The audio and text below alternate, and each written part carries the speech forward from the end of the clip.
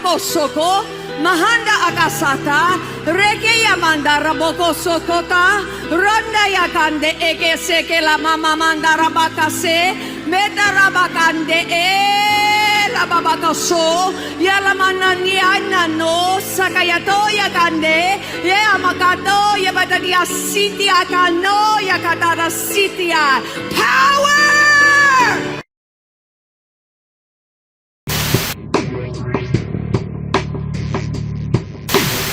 And whenever he leaves, big things happen, right? Whether it's the LA fires or there were a couple other examples of just big news that he skips town for.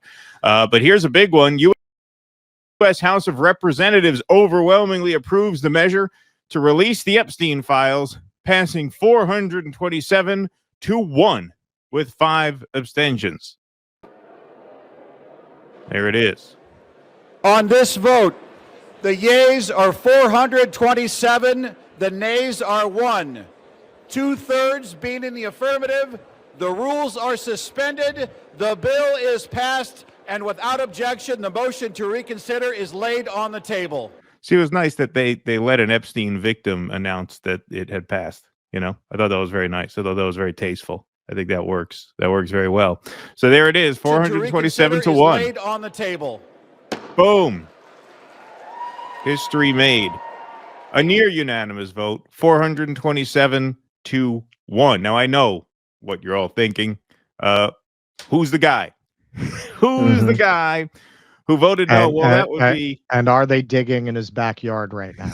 Yeah, well, they're always digging in this guy's backyard. This guy digs in his own backyard. The Honorable Clay Higgins, the one and only Clay Higgins from the great state of Louisiana, the only member of Congress who voted no on releasing the Epstein files. Here he is being asked, do you care more about the U.S. or Israel? And he says, that's like asking if I love my daughter or my wife more. Okay, so can you answer the original question? Who do you care about more, U.S. or Israel? There's no variance. It's like you're asking, do you love your wife more than your daughter?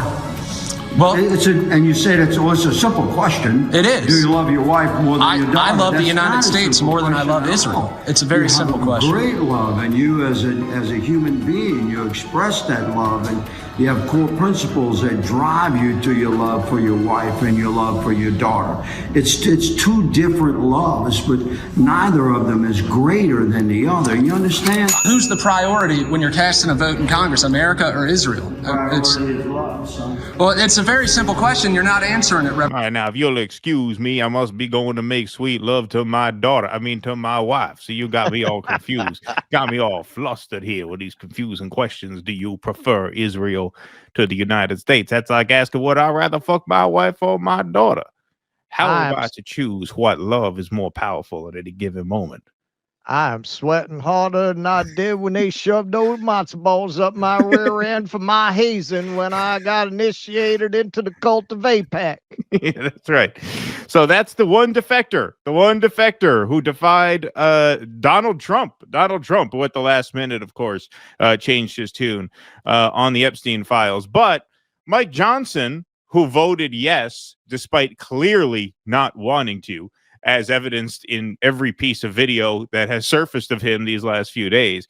Here he is expressing confidence that the Senate will do their job in covering up the pedo rings by stalling the bill so that it might not ever reach Donald Trump's desk. And if they don't stall the bill long enough to actually kill it, they will at least go through it and amend it to make it harder for more information to come out. So here is Mike Johnson saying, I've been in touch with John Thune in the Senate, and they're going to do what they can to cover up this sex trafficking ring. To do as a leader in a situation like this, I call my counterpart in the Senate, Leader Thune, and I talked him through this with him and shared our deep concerns. And of course, they share those concerns as well. And so I'm very confident that when this moves forward in the process, if and when it is processed in the Senate, which there's no certainty that that will be, that they will take the time methodically to do what we have not been allowed to do in the House, to amend this discharge petition and to make sure that these protections are there. The authors of the discharge did not allow us to do that here. That's the rules here. But in the Senate, they can correct it. So I'm confident that they will take the time and run out the clock and basically take all the power out of this legislation, except that was not to be. Chuck Schumer for the win. Didn't see that one coming, did you? The U.S. Senate passed immediately the bill to force the release of the Epstein files by unanimous consent, sending it to President Trump's desk to be signed as soon as it's received in the Senate. Wow, they didn't see that coming. They thought they were going to stall out for a year. They couldn't even stall out for a few hours. So here is Chuck Schumer talking about the urgency to get all of this stuff out there. Is now the House has passed it, the Senate has virtually passed it, it goes to the president's desk. I was going to say we have a lot more work to do. First, who knows how long the House will try to hold it. We should put pressure on Johnson to send it right over to us. Second, the president has said he'll sign it, but who the hell knows with him? He can change his mind on a whim. But third, and maybe most important, and I just had a meeting of 10 senators to discuss this, we got to make sure we get all of the Epstein files, all. They can't fuck around with this. They can't say, oh, we'll give you this, but there are legal reasons we can't give you that. And we are going to be pursuing them relentlessly to get everything. Because I don't trust this administration. I don't trust Bondi.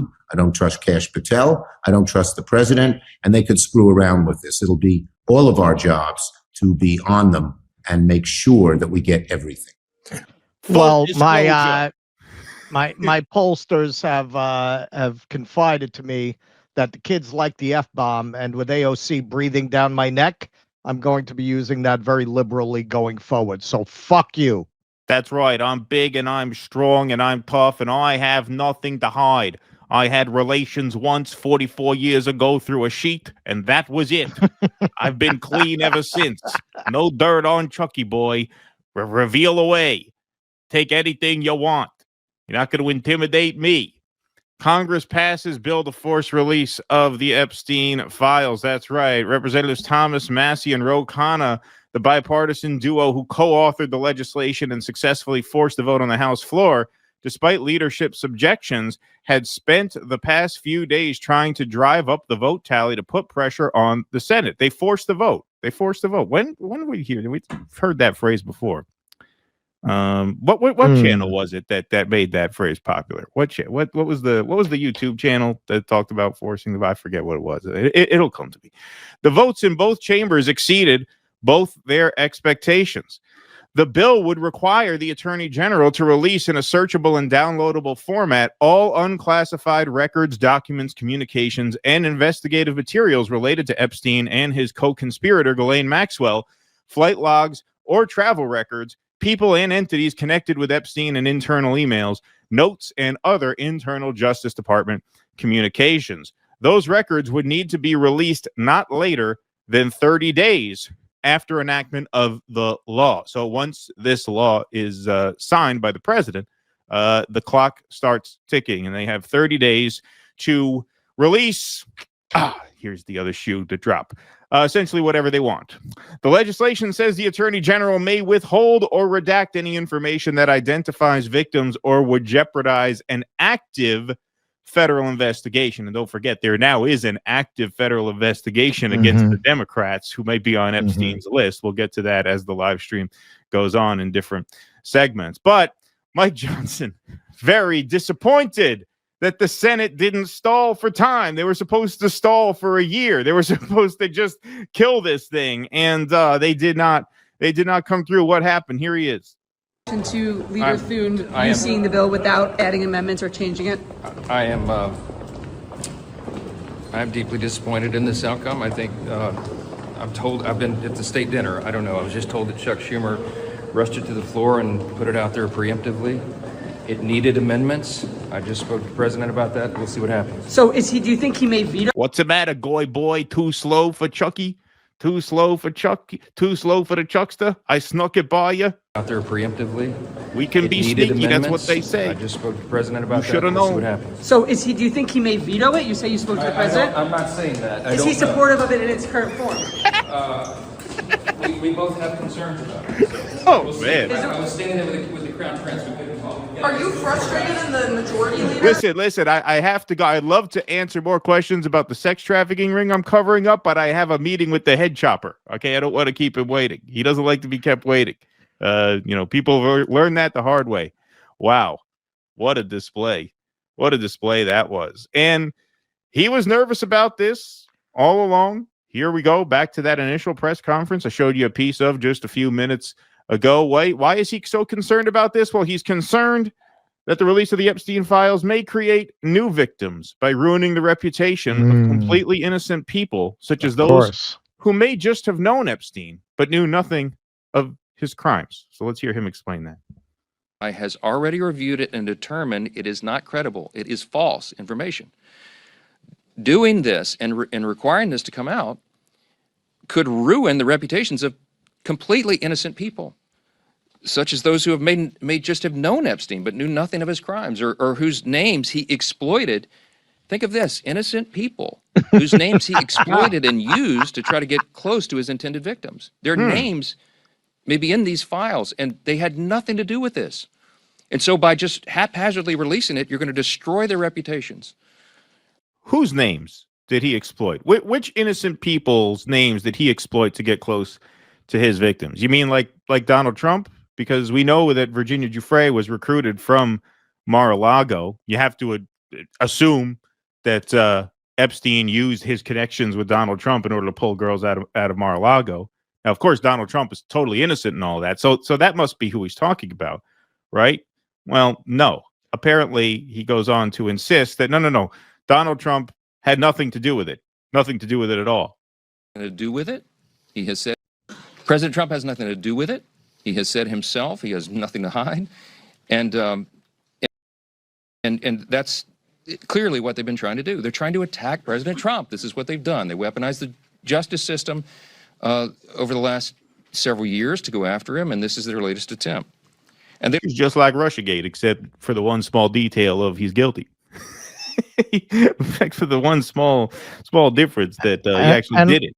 And let's not forget, there was at least one innocent alleged sex worker who, according to many accounts, including her biographer, was sleeping with Mr. Epstein, who now might be serving as the first lady. Yeah, right, exactly. We don't need to dredge all that up now. Somebody turned their life around. Run an innocent woman's name through the mud with such salacious gossip. Terrible. Yeah, pretty terrible. So the story of this is, of course, the story of Donald Trump having completely lost control of his caucus, of the Republican Party, not just of the MAGA movement, of the Republican Party as a whole. Don't forget, Mike Johnson wanted to push the Epstein files vote through via unanimous consent because he knew he didn't have the votes. He knew he was going to get a lot of defectors.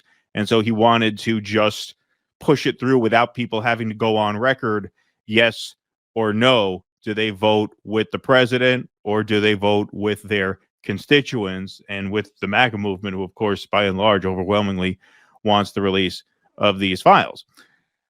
Once they pushed that through 427-1, because, of course, Donald Trump caved, knowing he was going to lose the vote anyway, and said, okay, everybody vote for it, to spare himself the embarrassment of having dozens of Republicans vote against him and basically tell him they're not afraid of him anymore.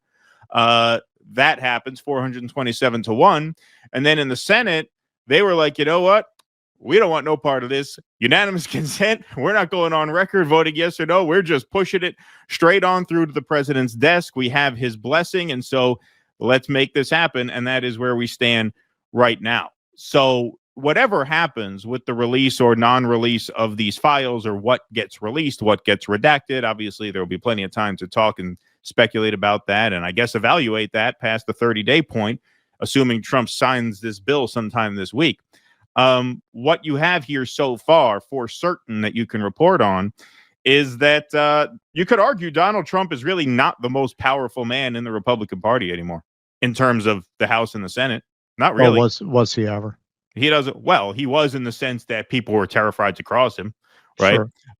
But now they're no longer terrified to cross him. They're not. Right. They're more afraid to cross their base than they are to cross Donald Trump, and that is a real testament to the leadership of Thomas Massie and to Marjorie Taylor Greene, and it's also a testament to the MAGA base. You know, as much as like I never voted for Trump, my politics were never his. One of the things that was always frustrating as a progressive Democrat back in my more innocent times as one is that there would never be that momentum gathered within the party to actually force a reckoning like this. Yeah, Never. you don't have any here. Masseys or Marjorie Taylor Greens. Right, exactly. So this would never happen on the Democrat side. We're going to cover much later in the show. The squad members won't even back a challenger to Hakeem Jeffries. They won't even do that. so that's what you have on the Democrat side, and this is a stark contrast. Whatever your politics, whatever your ideological differences are, you do have to give it up to both Massey, Marjorie Taylor Greene, and those handful of other defectors, the initial defectors, not the ones who did it when Daddy said but the initial ones who stuck their necks out. You got to give credit. Yeah, something like 4 or 5, something like that. Yeah, Boebert. Yeah. You have to give them credit for pushing this issue and forcing the vote, as they say. This is an old question of leadership, whether it's better to be loved or feared. It's the old Machiavellian question. The problem with relying entirely on being feared is everyone is just waiting to chop you up into little pieces. Everyone fucking hates you. They hate Donald Trump. They have always hated Donald Trump. They were afraid of Donald Trump. They will use Donald Trump to push through the agenda of their donors. And that's where I question his power, because like any president, he's a spokesmodel for the actual interests that stand behind him. But insofar as he was executing the will of those donors, people didn't want to cross him. Absolutely. But they hated him. They absolutely hated him. And you can see it here, where you got one defector in the House. I mean, everybody knows that he only said go ahead and vote for it under pressure. Obviously. You have unanimous consent in the Senate. That's more than just, political self-protection, because unanimous consent, that doesn't even go on the record. So you could vote against it, right? Without your vote being registered. Right. Your vote doesn't matter. It doesn't count. Yeah. There's no right. record. Exactly. So they could have gone against it. They hate that guy, man. This was the first opportunity they really had to go like this to Donald Trump, and they all lined up to do it. That tells you a lot about where he is politically. You live by the sword, die by the sword. If your entire political project is based on people being afraid of you, better hope they stay afraid of you, which is tough when you went into office as a lame duck, because that card, even if you were doing a good job, that would be eroding very quickly as his term goes on. Well, it's tough when you get on the wrong side of an issue that is not only as clear and obvious as this one, but as severe as this one. I mean, you're talking about an issue here that, for good reasons, for obvious reasons, really cuts deep with a lot of people. You really don't want to get on the wrong side of this issue. Because Donald Trump is a lame duck, but these Congress people are not. These Congress people have elections that they got to win in less than a year. And every poll that comes out now just looks worse and worse and worse for the GOP. There's a poll that came out today that had the Democrats leading on the generic ballot by 14 points. Now, that's an outlier so far, but we haven't seen many polls on the generic ballot since the 2025 results came in. So they're not willing to go down with the ship. You're talking about people who have decades-long careers ahead of them. Are they going to give that all up to cover up for Epstein because Donald Trump is in the files? No, apparently. And we just saw that here. All right. That's a wrap. We can put that one in the can, boys and girls. Thank you. Do we have any super chats, or are you guys sending us chats? Is that the deal tonight? Let me see here. Yeah, what's going on? What's going on? Jimmy just landed. Oh, cool. They just landed. All right. Friday, Chris Keene is hosting. That'll be cool. Chris is a great comic himself. James Lee is hosting Monday, and then Chris Keene on Wednesday. So that is the guest show, the guest host lineup. Ready for Revolution. Thanks for the $5. Sends a YouTube link. Says, not covering this story, AIDS and abets victimizing teens. All right, well, I'll have to click on that link when I can. Don't worry, be happy, says David Yeoman. Thanks, David. Edward Jacob Zeke says, the Epstein shit happening now will go nowhere. It's a distraction from the Ukraine NABU corruption. Could very well go nowhere. I mean, they could just you release. Well, we'll get to it. Claudius, hey, should lesbians be allowed to use dildos? They've made their choice. It's an interesting debate. It's an issue that needs That's more. a big more TikTok exploring. trending topic. Yeah, that's a trending topic right there. Yeah. All right, we can move right on along.